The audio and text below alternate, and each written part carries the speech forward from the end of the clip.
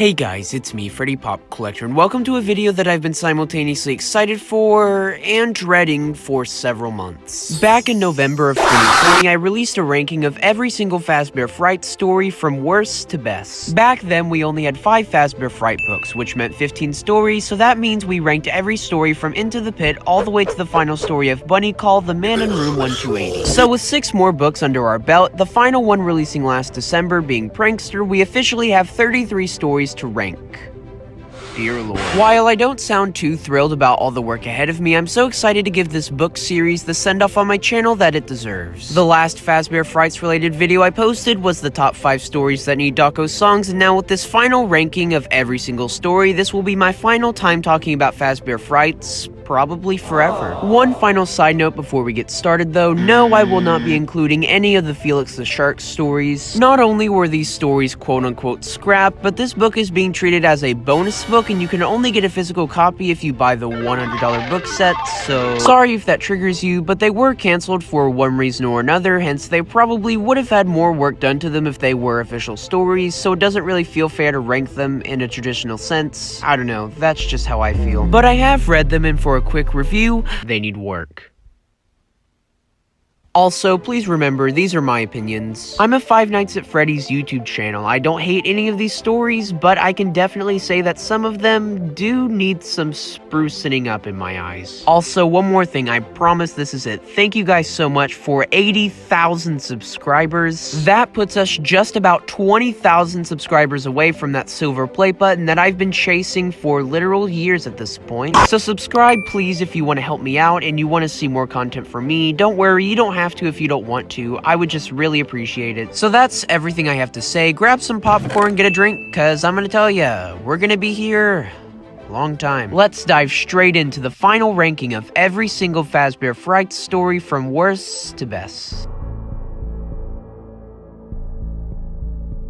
Shocker, coming in at number 33, and dead last, we have In the Flesh. This was the second middle story in the 5th Fazbear Fright book, Bunny Call. In all honesty, my opinion on this story hasn't changed one bit since my original rankings, so here's the clip of what goes down in this story. Matt is a game developer making a new game called Springtrap's Revenge. This Springtrap's Revenge game is very similar to the corn maze from Fnaf VR Help Wanted. In the book, the game Matt's working on is a VR game where you walk around in a maze trying to avoid Springtrap. Everything's going fine, but then the game files corrupt. Matt goes in to see what's going on, and when he finds Springtrap, he touches him and feels a slight shock. This will come into play later on. Over the next few pages, Matt is getting a lot fatter, a lot more aggressive because he's eating a lot more and he hasn't really been feeling well. This all comes to a climax when Matt goes into his kitchen, grabs a knife, slices his stomach open, out comes a baby Springtrap, it pets his head saying "Daddy," and Matt dies on the floor due to blood loss. This story has little to no redeeming qualities. Matt is not a likable protagonist, the story's over way too quick, the world they live in is very boring, and the whole time I just was wishing it was over. It's also unnecessarily gory. In my opinion, FNAF's horror works a lot better when it's implied instead of explicitly shown. In stories like Jump for Tickets and 1:35 AM, the death is implied, not shown. I think this works much better. Even in stories like To Be Beautiful, when Sarah finds her old body in trash bags, it's not this overbearing. But come on, there has to be at least one positive thing to say about the story, right? Well, I think there is. I really like the theory that this could be the Plushtrap Chaser Oscar got in out of stock. I love how all these stories take place in the same universe and are connected by the Stitch Wraith stories. It just makes all of them worth reading. In the Flesh, at its core, it's broken. 1 out of 10. Let's move on. Chris Watson just wants to be a scientist when he grows up. Look how happy he is in this photo. He's living the dream, pursuing his passion. He's living his life to the fullest. Until he dies. And he told me everything. Chris Watson joins the science club to take part in an experiment Dr. Little only holds once a year. He's given the Freddy Fazbear Mad Scientist kit. It's kind of like this pink sludge, I think. Through the contact of Chris's index finger, the goo completely absorbs all of Chris, turning into his clone before putting the original Chris into a plastic bag, handing it to Mr. Little, saying he told me everything. It's implied that this happened to everyone who did the experiment, which is creepy, but this story is, I'm sorry, just just boring. This story and In the Flesh are the only stories I would consider bad, so let's talk about why and what we've learned so far. Fazbear Frights stories are quite short, all things considered, so the pacing needs to be tight and the events need to happen quick. Character development and world building are very important. We need to know our characters' motivations and what will lead them to their inevitable fate. Leaving endings mysterious and ambiguous is fun if done well, but it's important to give the readers some sort of idea to push them in the right direction to explain what is happening. Doing weird things just to do them is not very fun. This is my personal criteria of what makes a good Fazbear Frights story, so let's move on to the decent stories. Kids at Play is just weird, man. In this story, we follow Joel, a guy who's dreaming of bigger and better things, wanting to be a musician. Right now, Joel is just a gardener living with his overbearing parents, but one day he hits a kid that flies into a ditch. Yeah, things went from 0 to 100 real quick, huh? Buckle up, you haven't seen anything yet. In the days that follow after hitting the kid, Joel is having nightmares about these Kids at Play signs, basically road signs telling you to be careful because there's kids in the area. However, things really escalate when Joel, having no control of his body, mind you, goes back to the ditch where he hit the kid, and then in very intense pain, as the book would of course remind us, his limbs fall off, his skin falls off, and he dissolves into a pile of dirt. That's shocking. Can I please just remind you that these books are published by Scholastic? You know, those book fairs you used to go to in the 4th grade? Pretty insane, huh? But anyways, back to the story. I guess there is a few more things to mention. There's a cop named Montgomery, which is pretty interesting, and it turns out the kid survived being in the ditch, which was pretty nice, but wow, this story's just really weird. Remember that criteria I mentioned earlier? How a story shouldn't be weird just to be weird? This story definitely crosses that threshold. So that was Kids at Play, a story that, in my opinion, definitely should have been scrapped. Let's move on. Next up, we have Together Forever, the third and final story of Friendly Face. If you didn't know, it's pretty commonly accepted in the community that as the Fazbear Fright books kept going, the stories got objectively worse. The stories kept deviating away from Five Nights at Freddy's, had loose connections to the lore at best, and just in general weren't as fun to read as the older stories. The embodiment of what the later stories represent in my mind is this story, Together Forever. Not only is this story's premise strikingly similar to The Breaking Wheel, and once again, this story is unnecessarily gory. Gory does not equal scary, it's just disturbing in a different way than it should be. Long story short, Jessica and Brittany are working on this animatronic called Rosie Pork Chop. Both of the girls stay after school one day to program it, but of course it goes wrong. Rosie grabs Brittany and traps her inside the animatronic's stomach hatch. Jessica tries to free her, but accidentally turns the animatronic from suit mode to animatronic mode, and of course Brittany dies. As any sane person would, Jessica screams because there's blood coming from the animatronic. Her best friend was literally just killed in front of her eyes. This causes Rosie the pig to activate and kill Jessica as well. And that's the basic plot synopsis. It's predictable and bland. However, credit where credit is due. The next day when the pig animatronic refers to itself as Ladies in Waiting gave me genuine chills. But that's all I really have to say for this story. Nothing new, nothing we haven't really seen before. Let's move on. Coming in at number 29, we have Coming Home. I'm still not the biggest fan of this story. In this story, we follow Susie, yes, the Susie that possesses Chica, trying to communicate with her mother and sister, telling them that she loves them before she officially passes away forever. Yes, it's sad and it's interesting to get some more insight on the missing children incident, but man, is this story so unbearably slow. This one is pretty lengthy, all things considered, and nothing really happens until the ending, although I will say this ending is probably in my top 5 favorites. It was nice to see the two sisters actually get closure, although the story was pretty boring up to that point. Overall, it was a really interesting concept, but the execution left a lot to be desired in my eyes.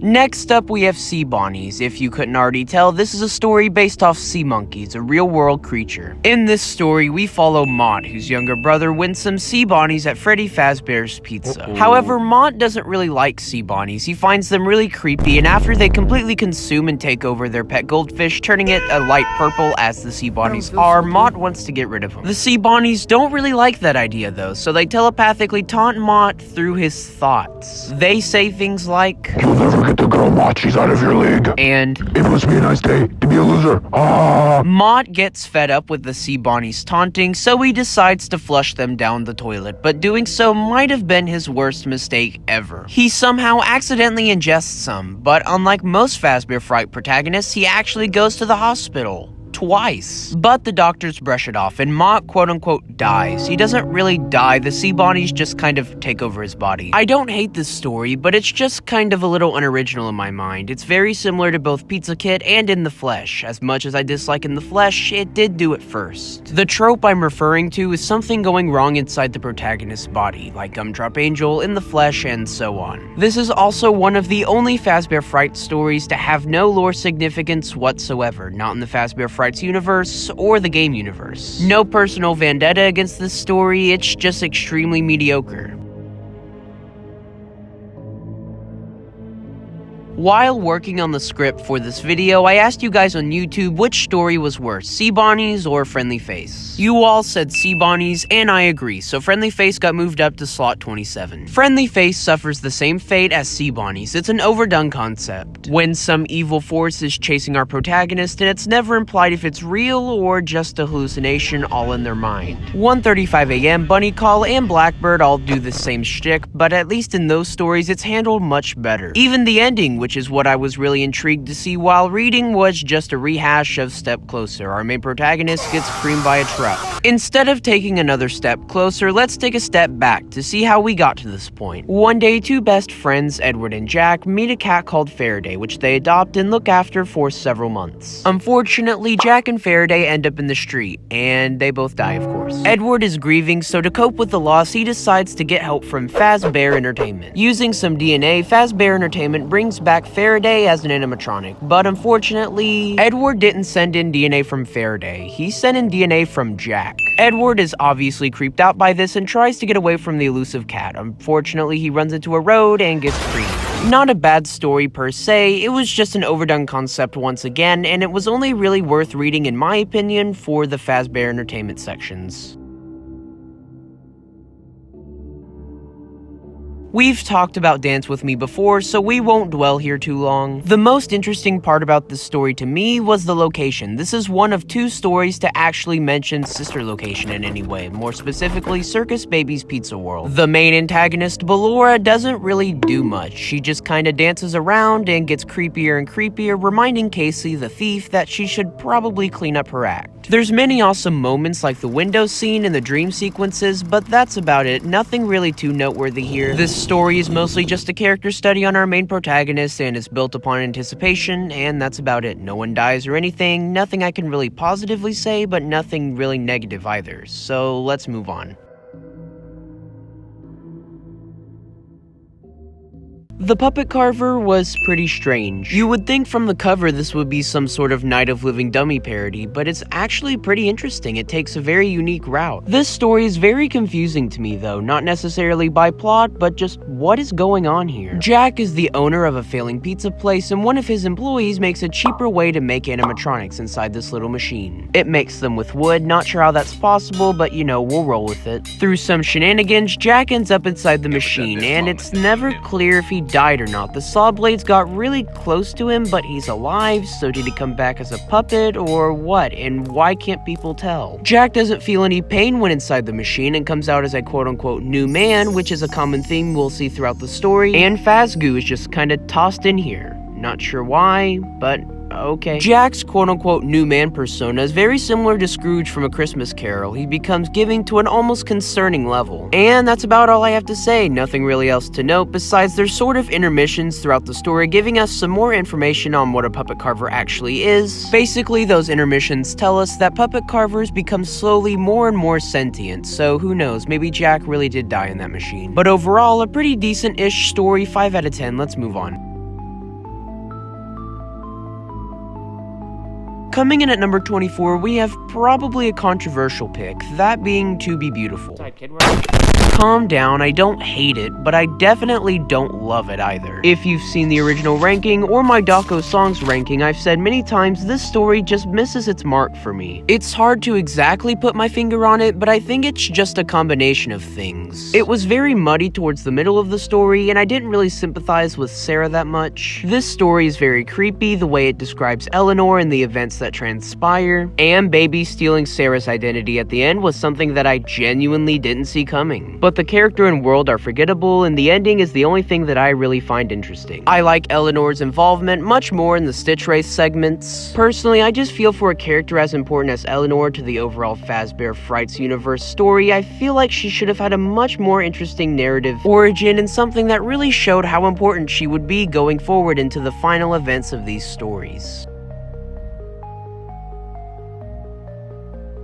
The Cliffs is interesting. A lot of people give it slack for being boring, but personally, I really enjoyed it. Robert, a single father, is taking care of his 2-year-old son, Tyler. Robert's wife, Anna, passed away during childbirth, and ever since, Robert doesn't feel like he has what it takes to take care of their son alone. He has constant thoughts that he's not good enough and has some PTSD, always worrying about his son's safety. I'm a very anxious person by nature, and I always check up on my family multiple times a day to make sure they're doing okay, so this was a very relatable protagonist for me. Tyler buys a tag-along Freddy at the store. It's very similar to psychic friend Fredbear from Fnaf 4. It's supposed to keep an eye on him. Robert finally gets some relief, but not for long. When he goes inside the house to answer a phone call, leaving Tyler in the garden, he comes back to see Tyler is gone in a white van driving away. Robert is obviously panicking as his worst fear came true. He lost his last connection to his wife. He gets constant reminders from the tag-along Freddy to go to the cliffs, a common place in the town where people go to commit suicide. Robert sees this as a maniacal taunt, but it's actually just the tag-along Freddy doing its job. It's telling Robert where his son is, at the cliffs. After a few more filler shenanigans, Robert eventually caves in and goes to the cliffs. I was 100% convinced Robert was gonna jump and take his life, but the story actually takes one of the best turns I've ever read. Robert thinks about his family and thinks if they were still here, is this what they would want? And I think that's a great message, even for real life. Robert then finds his son Tyler at the cliffs and they go home, a happy, wholesome ending. This story may not be a fan favorite, but it's definitely one of my favorites. I was invested in the characters, they were relatable to me, and I love this story's message that if you hang on just a second longer, things will turn out okay. My only real issue is that this story is kinda slow in the middle. Even though it's only 60 pages, which is quite short for a Fazbear Frights story, it still had some pacing issues, so let's move on.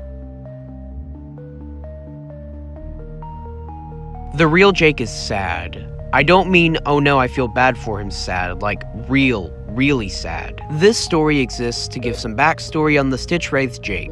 Jake is in the hospital with a brain tumor and is going to die soon. To my knowledge, this is the absolute only story to have zero ties to Five Nights at Freddy's, Freddy Fazbear, Fazbear Entertainment, nothing, not even a single throwaway line. I think this was done on purpose because this is real and something that can really happen. Jake's dad is overseas in the military, so he can't really see Jake that much, so they talk through walkie-talkies. They ask what the real Jake did today, which is basically Jake's ideas of what he wants to do when he eventually is well enough to get out of bed. But yes, he does pass away. I didn't really like this story, but it was definitely necessary to get some backstory for Jake, and while I didn't really love it, I guess it is a good story. Colton is an idiot in Jump for Tickets. So Colton wants to win an Xbox at Freddy Fazbear's Pizza. It doesn't say Xbox, but he seems like the type who would definitely play Xbox. Colton tries to rig the ticket pulverizer at Freddy Fazbear's Pizza. It's basically this booth where you jump on this platform and tickets rain down from the ceiling. One night he breaks into Freddy Fazbear's Pizza to do his dirty work. Instead of just stealing the Xbox and running away, he decides to work on the machine. Okay. Colton opens the hatch under the ticket pulverizer and gets to work, but climbs fully inside once he sees Coils the Clown is trying to pull him out. It's kind of like a security safety animatronic. Colton gets stuck inside the machine and is stuck there for many hours until the restaurant opens back up again and the children stomp on the platform, of course turning Colton into a human pancake. This story obviously goes into much more detail on his death, but we'll skip that because it's pretty brutal, even for Fnaf. I mean, this dude checks all the boxes on the bad ways to die checklist. Dying fully aware of what is going to happen to you? Check. Dying from a completely avoidable incident that you could have gotten out of yourself? Check. Dying in a very embarrassing way full of regrets? Check.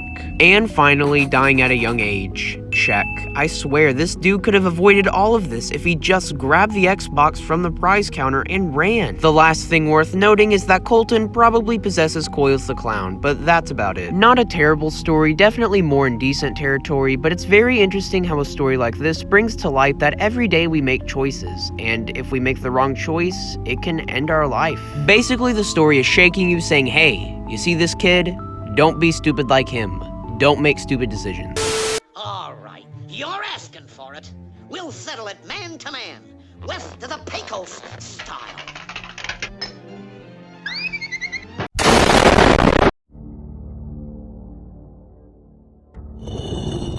Fazbear Fright book number 8, Gumdrop Angel, was one of the few of the later books to actually be on par with the originals. All 3 stories had great characters with unique plots, but the worst one was definitely the first story, Gumdrop Angel. In this story, we follow our main protagonist, Angel, who's close to graduation, and after eating a gummy from Freddy Fazbear's Pizza, she turns into a life-size gummy monster.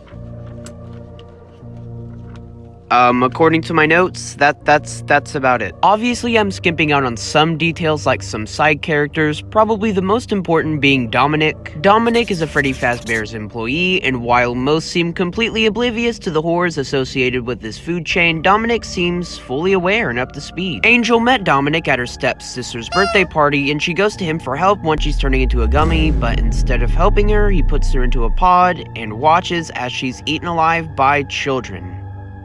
Relationship goals, am I right? This one's a pretty above average story, nothing crazy, nothing that I would say is bad, but definitely nothing that's great. It's pretty good. All I have left to say is starting with number 19 and onward are stories I would definitely recommend you read and check out because they're very interesting and I can't really do justice to them in about a minute, so let's move on.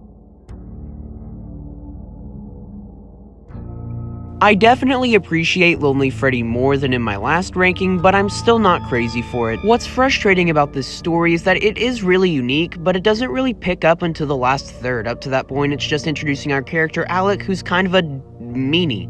Granted, Alec did try to change his ways, but Lonely Freddy swiped that away with his grimy little plush hands. He body swaps with Alec, and it makes you wonder how many people has this happened to, because at the end we see apparently this has been happening for a long time. I don't know, I guess it is pretty cool the whole story takes place within the walls of the pizzeria, but at the end of the day this is just the classic body swap trope we've all come to know and love in fiction, but with a FNAF twist, so that means 7.5 out of 10. If the swap happened earlier in the story, we would have gotten more conflict, more interesting scenes, and this story would have definitely been higher in the ranking. Prankster is Saw. Like, pretty much just Saw, only less extreme. In this story, we follow the 3 only employees working at this indie studio, Jeremiah, Parker, and Hope. They are working on a FNAF VR game. The connections are here. Not only the obvious connection to Help Wanted, but also to In the Flesh. Matt was also working on a VR game for Fazbear Entertainment. All of our characters are pretty fun. Jeremiah is the typical overworked boss, and Parker and Hope apparently have a thing going on. Just read some of these lines. They're pretty... cut to some jokes. Did you know NASA means deceive in Hebrew? I did not. Hope you didn't want a resolution to that plot though, because Parker and Hope are murdered, and it's up to Jeremiah to figure out what happened to them or if this is a prank. But I'll tell ya, it's not. By playing the quote-unquote game from the announcer person, who is never officially revealed by the way, he finds eyeballs, fingernails, and Parker's face. I guess another connection to Help Wanted. All of these clues lead Jeremiah to a room where he plays a video of Parker and Hope with his birthday cake. The closet door then opens beside him, and the story cuts. This story is by far the shortest of them all, only being 42 pages, but it definitely makes efficient use of that shorter runtime. Even though it's one of the more morbid stories, it's all implied, nothing is explicitly shown. Remember what I said earlier in the video? This is FNAF storytelling at its best. Maybe it was a prank, maybe it wasn't. I was on the edge of my seat the whole time while reading this story, and I never got an answer, which is nothing new for FNAF. Forgot to mention this, but Jeremiah's cake is misspelled to Jeremy, another FNAF VR connection. Write that down, write that down. I wouldn't necessarily say I love Pizza Kit, but I definitely like it quite a bit. I feel kind of guilty for liking this story because the premise is pretty basic. It's not that unique, like, at all, but it went in a direction that I genuinely wasn't expecting. Two students, Peyton and best friend Marley, are on a field trip to Freddy Fazbear's Pizza Kit factory. It's kind of like, I don't know, Hershey factory in the US, if you've ever been there. Anyways, Marley and Peyton break away from the group on the field trip, and they start playing above vats of boiling tomato sauce. I don't like where this is going. Yes, this is Fazbear Frights. Of course, Marley falls off, but it's never specified if she died. And I thought we wouldn't get an answer, but surprise to me, in the last couple pages, we did. After multiple days, Peyton has told no one about the incident at Freddy Fazbear's Pizza, and she's gone borderline insane. When Peyton hears the doorbell ring, which is obviously Marley coming to tell her that this was all a prank, she goes up on top of her roof, and it instantly clicked with me that she was going to fall. And she does. It's kind of poetic because she thought Marley fell to her death, but she fell to her own. There's not too much FNAF involvement other than a few dream sequences. Pretty good story, a guilty pleasure. Let's move on. Hide and Seek is quite decent, actually. It's a story about Shadow Bonnie, brotherly rivalry, and arcade games. After breaking an arcade game, Shadow Bonnie leeches on to our main protagonist. Shadow Bonnie in this story feeds off of negative energy such as jealousy, anger, which is what Toby feels towards his older brother Connor. But through some heartfelt shenanigans, Toby and Connor make up, and of course that means they kill Shadow Bonnie, right? It's dead? Well, no, this is FNAF, unfortunately. After all of this character development and resolution to this jealousy plot, what does Toby do? He goes back to the Fazbear Arcade to play the very same game that got him infected with Shadow Bonnie in the first place. He loses, and he dies. What a fool. This story was honestly on pace to crack the top 10, but no, they fell off pretty hard at the end, unfortunately. I've heard a lot of mixed opinions about Fine Player 2, the final Fazbear Frights story of Prankster, aka the final Fazbear Frights story of the entire series. Personally, I thought it was a great final story to the series, but many people didn't agree, so let's jump into the summary. Amy and Mary Jo, two best friends, spent a lot of their younger years at Freddy Fazbear's Pizza. One game they play is the Freddy's Hiding Maze hide-and-seek game. Great name there, guys. In this hiding maze, probably similar to those tubes from Chuck E. Cheese, only a lot more technologically advanced and more extreme, one player hides and the other player seeks. Mary Jo goes to hide, and once Amy is ready to go look for her, she sees a mysterious man trying to go into the tubes. She's obviously freaked out by this and decides to retreat back home, and she never sees Mary Jo again. The guy who we saw trying to go into the tubes, Emmett Tucker, is arrested for Mary Jo's disappearance. Then we flash forward 10 years, and Emmett Tucker has been released from prison. Amy is fed up of the unanswered questions from her past, so she goes out to finally get some answers on what really happened to Mary Jo. After stalking Emmett for what feels like a good couple hours at least, she follows him to the grocery store to get gas, and when she finally follows him all the way back to his trailer, she's finally ready to confront him. After Emmett finally notices Amy, he invites her inside. Obviously, Amy's pretty skeptical about this, but he seems like a pretty okay dude. He was just trying to get his daughter out of the tube, but of course, Amy won't take no for an answer. Amy attacks him with a taser, so he locks her inside his bathroom and calls the police. Who's the real villain here? Of course, she escapes before the police gets there, and she decides to go to where the old Freddy Fazbear's used to be. Now it's a different restaurant, however, but doing some sneaking around, she's able to find the old tunnels. She goes inside, gets locked in, and she finds Mary Jo. I mean, she's dead, obviously, and now she's trapped.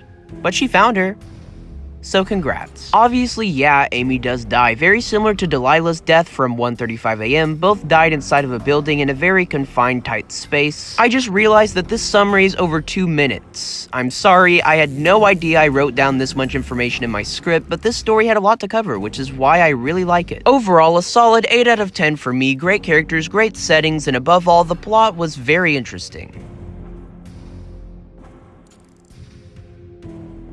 Sergio's lucky day is the wackiest, and I do mean the wackiest Fazbear Frights story of them all. Sergio doesn't really seem to have great luck, but one day he finds Lucky Boy, a wooden balloon boy figure that can talk. He found it in a trash can after his car broke down. He decides to take Lucky Boy with him to the gas station and gets a lottery ticket and wins $600,000.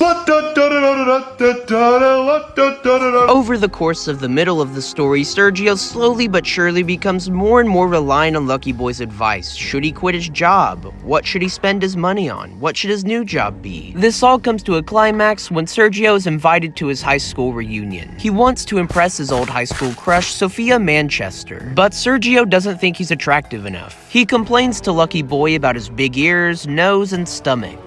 What does Lucky Boy suggest? Just get rid of him. Once Sergio makes it to the reunion, he leaves Lucky Boy in the hall. And of course, everyone then notices the freak he's turned into. But what's funny is no one notices Sergio's new look until after he's separated from Lucky Boy. I guess that means that Lucky Boy has some illusion discs or something. What's also funny is Sergio is completely oblivious that the bloody mess is coming from him. He genuinely has no idea and can't figure out why people are overreacting to his new look. One of the most unique Fazbear Frights stories of all time. It was very fun to read, and the ending genuinely came out of nowhere. Like, I'm not even joking. My jaw dropped when I read that first plastic surgery scene. Another solid 8 out of 10 for me.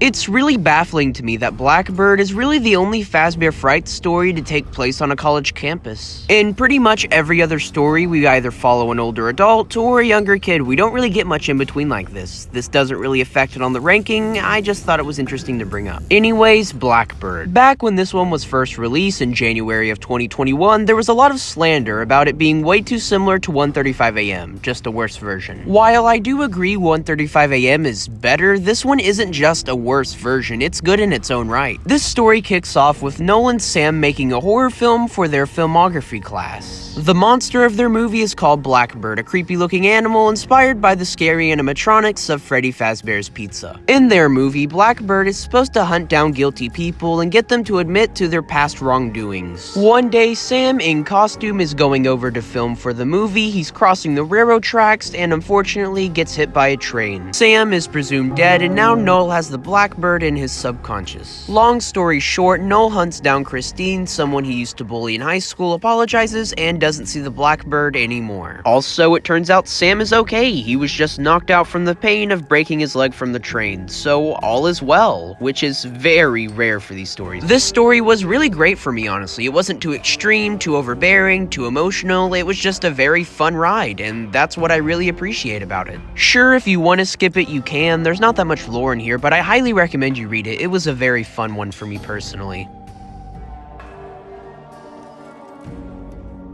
The next 6 stories on our list I've already talked about in great detail in the previous ranking, so we won't spend too much time on them. Coming in at number 12, ironically enough, we have The Man in Room 1280. In this story, a priest whose name is Arthur is asked to come in to see the patient, aka William Adams. But old Willie here has definitely seen better days. He's lost pretty much all of his skin, his organs are exposed, and he's in constant torment. He's in constant torment because of a kid in an alligator mask. This kid will not let William die, no matter what. Despite the nurse's advice, Arthur takes William Afton in a wheelchair to the Fazbear Entertainment Distribution Center, where William Afton explodes. Like, he literally just blows up. This was the original finale to the Fazbear Frights series, and I think it was definitely deserving. It was a pretty good story.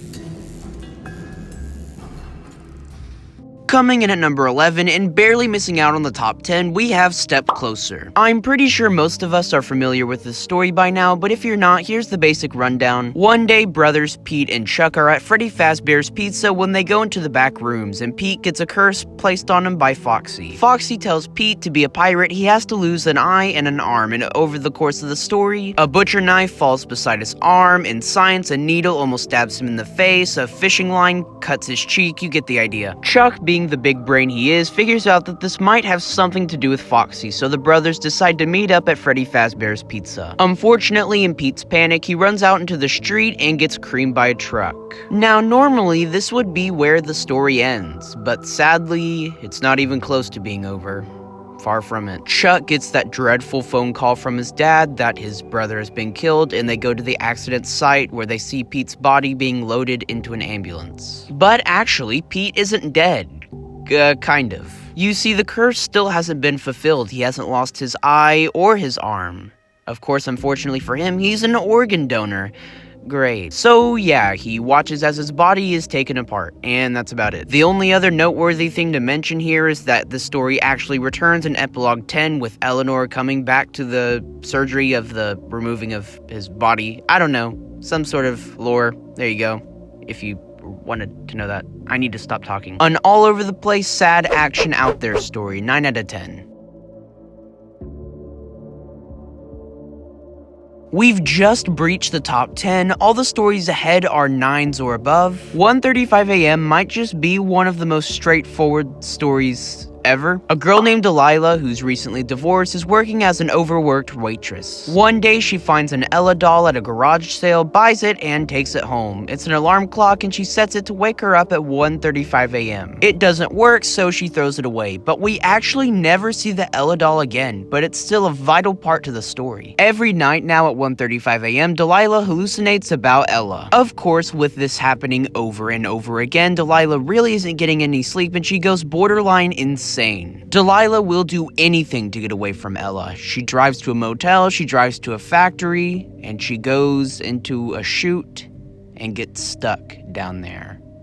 Yikes. Overall, a very fun story, and fun fact, once again, this story is mentioned in the epilogues. This story appears in a flashback due to Eleanor. Yes, Eleanor is very important in these epilogues, which again is why I'm kind of disappointed with To Be Beautiful, because they could have done so much more with her origin story. Anyways, this entry has nothing to do with To Be Beautiful, it's about 1:35 a.m., a much better story that had great writing, great characters, and overall was a very fun read. Ah yes, Count the Ways, one of the most infamous Fazbear Frights stories. A golden gem among the rest, definitely the community fan favorite, but yet it's only number 9. Please don't kill me. Yeah, this one fell pretty far from the original ranking, but why? Well, this one has some pretty bad pacing issues. Like, I've been very forgiving with pacing up to this point, and I haven't really brought it up because it wasn't really an issue, but with this one, it's all over the place. Don't get me wrong, it's still a solid 9 out of 10. It has great components like Funtime Freddy, Millie both being great characters. Funtime Freddy was actually intimidating in this story. Throughout the rest of the books, the animatronics are just like, ooh, scary face, or ooh, scary noise. But Funtime Freddy here actually acts like a person, which honestly makes it creepier. But the story cutting back and forth between being inside Funtime Freddy and the other stuff that goes on in the past, it was just a lot to keep up with. If you're somehow completely oblivious in the dark and have no clue what I'm talking about, here's a quick rundown. Our main protagonist, goth girl Millie Fitzsimmons, gets rejected at school, and so she doesn't really feel like going to the Christmas party with her family. Instead, she crawls inside Funtime Freddy's stomach in her grandpa's garage to escape everyone. But uh-oh, Funtime Freddy is still alive and he wants to kill Millie Fitzsimmons, but he lets her choose her own death. Millie chooses decapitation, thinking she can somehow survive, but she doesn't, as confirmed to us in the later epilogues. While all the components were here for a great 10 out of 10 slam dunk story, unfortunately the pacing really draws it back, which really sucks. If I had to choose one Fazbear Frights story that, in my mind, represented the entire series, it would probably be Fetch. This story has very strong Freddy Fazbear's Pizza connections, great lore for both the games and the actual Fazbear Fright universe, and overall had some very fun, diverse, interesting characters. There's just something so appealing to Greg as a protagonist, his fascination with sentience, consciousness, is code alive, are plants alive? I just found all of that very well executed and explored, and of course this ties back to fetch the dog as well. Being completely honest here, I don't really feel like doing a deep dive on this story. There's just too much to say. I'll put a summary on screen, you can read it if you want. But please just take my word for it, this story is filled with some great action scenes and tension. Fetch was ironically hilarious with the text messages he would send Greg. Even though the story did end on kind of a cliffhanger, I actually think it was really well done, unlike Count the Ways originally was. If you don't know what I mean, originally it was never confirmed if Millie died or survived inside of Funtime Freddy. We didn't find out until years later in the final epilogue, so yeah, that was a bad cliffhanger. All things considered, this is literally a perfect Fazbear Frights story with zero apparent flaws. There's just 7 more that I simply just enjoyed more.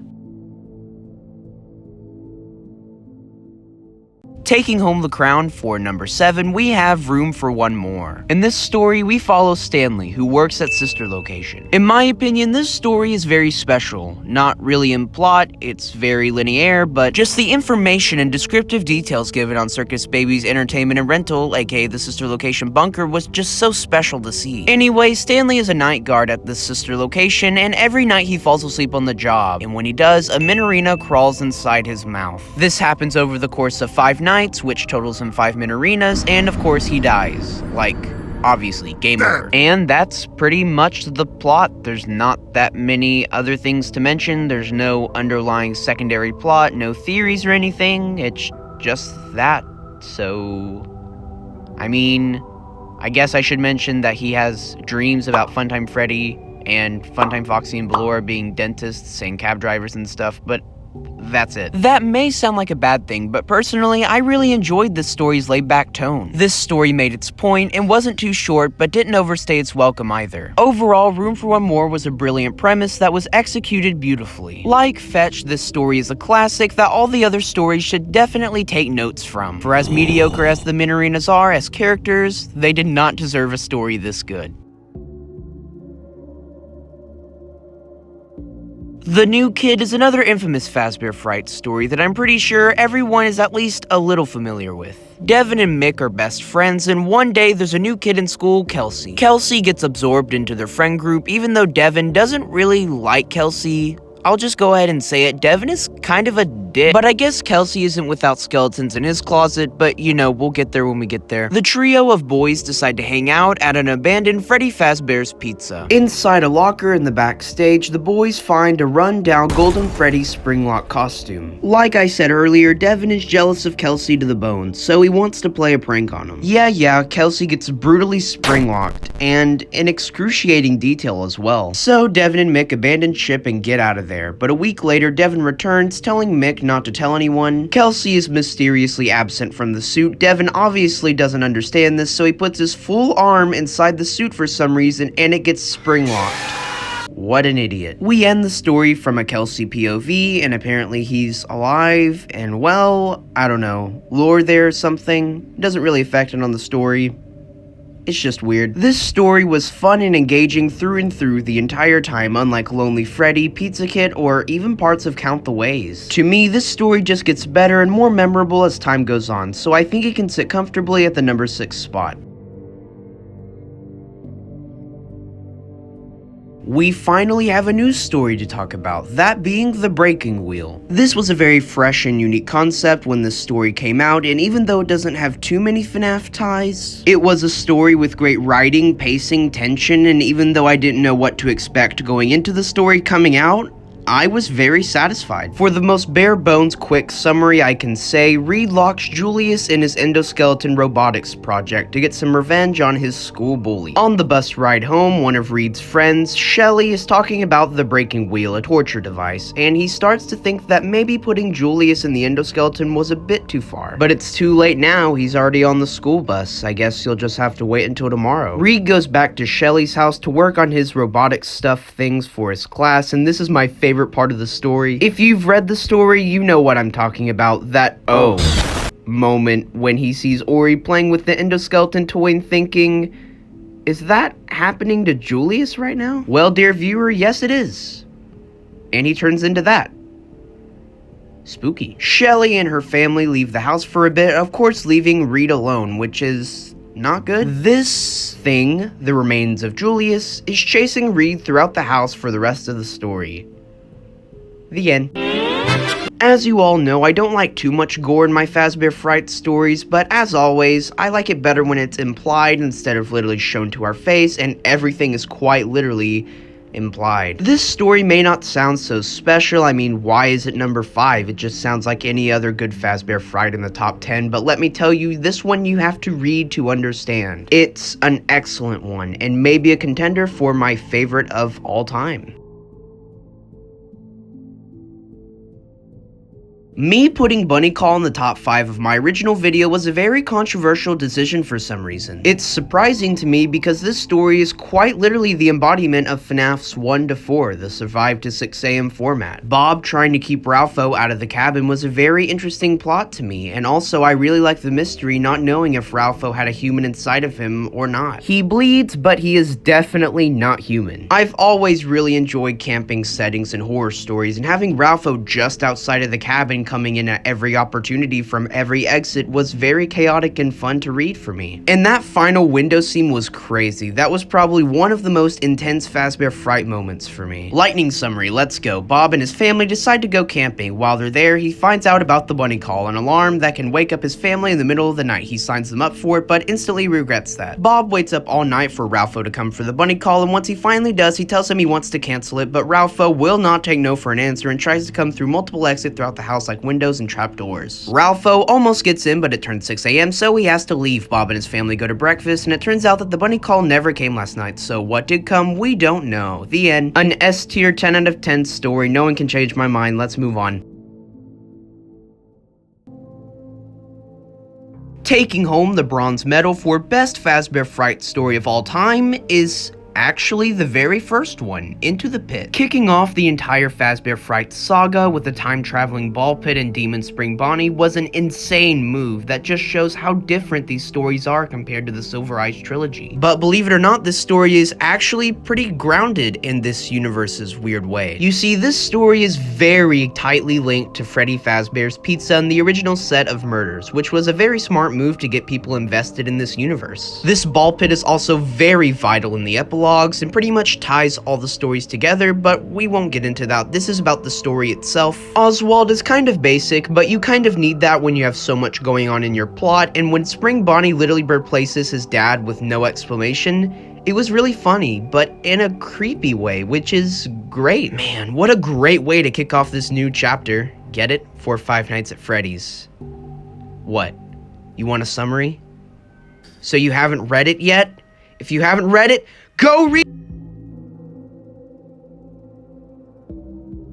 If you've been watching my channel for any amount of time, you know that I love Fnaf 3. It's not like Fnaf 1, 2, and 4 where everything has a certain rhythm and everything gets repetitive after a while. It doesn't just get harder like a classic arcade game, it actually feels like a one-on-one chess game with Springtrap. The only thing standing between you and Springtrap is the phantoms and the faulty equipment. So why am I praising Fnaf 3 so much? Well, the final story of Gumdrop Angel, what we found is quite literally, in all sense of the word, a love letter to Five Nights at Freddy's 3. The amount of imagery and insight we get on the Fazbear's Fright location is insane to me. There's parts of animatronics scattered everywhere, papers of the old Fazbear's Pizzeria locations. It's crazy. It's everywhere. Our protagonist in this story, Hudson, may just be the most developed protagonist of any Fazbear Fright story. I can't believe how much they did with him with the little runtime they had. Not only his backstory with things like killing his parents in the fire, but also his personality in current life. It was really cool. The hallucinations he has is obviously a nod to the Phantom animatronics, and him seeing 2 spring traps, one chained up on the wall and one in Pirate's Cove, is even a nod to that mechanic from FNAF 3 most people don't even know about. I honestly felt really sad for Hudson in the end. That's how invested I was in his character. If I could give a story an 11 out of 10, I would. That's how perfect this story is. And believe it or not, there's still one more that I have above it.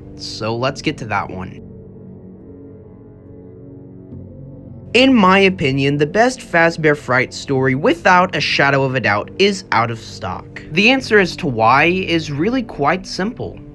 It's Simple. This story doesn't try to shove a bunch of lore down your throat, it just takes a simple mechanic from the Fun with Plushtrap game from Fnaf 4 and turns it into a really fun, chaotic story. None of the characters were super deep, but Oscar was pretty complex. He's one of the few Fazbear Frights protagonists who is actually a good person, and nothing happens to him in the end. They actually kill Plushtrap with a train. That was pretty cool. In all honesty, what we found is probably the best Fazbear Frights story for plot, writing, pacing, and lore, but as far as the classic Goosebumps formula goes, Out of Stock is the perfect one. And with that being said, that was every FNAF Fazbear Frights story ranked from worst to best. Thank you all so much for watching this video. Seriously, no joke, after recording this video for what feels like 6 or 7 weeks, I finally got it done. Now I just have to edit it. You people in the future already know how it turned out, so please let me know if you liked it. Even if you didn't, please just say you did. When everything's said and done, I probably spent like 40 hours on this video. Also, I completely forgot to bring this up in the opening segment, but we got a brand new intro and outro, a new profile picture for the channel as well, so I really hope you guys like those. But listen, I'm really tired, I really want to go to bed, and I really want to get started editing this video, so thank you guys so much for watching. Like and subscribe if you're new. Please don't ask me to do this ranking ever again, and I'll see you guys in the next video. Bye.